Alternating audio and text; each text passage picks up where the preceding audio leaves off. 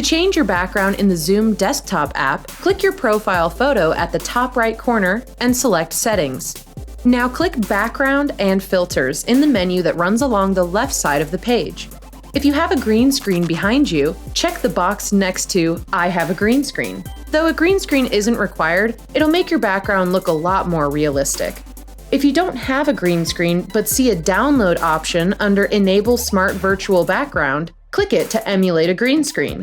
To choose a background, select one of the options, or click the plus sign to upload your own. The selected background will now be your default background in all Zoom meetings. If you're using the Zoom mobile app, join or create a meeting, and then tap the More button at the bottom right corner. Tap Virtual Background on the menu, and then select a background. To upload your own background, tap the plus symbol and select an image. Tap Close to return to your meeting with your new background.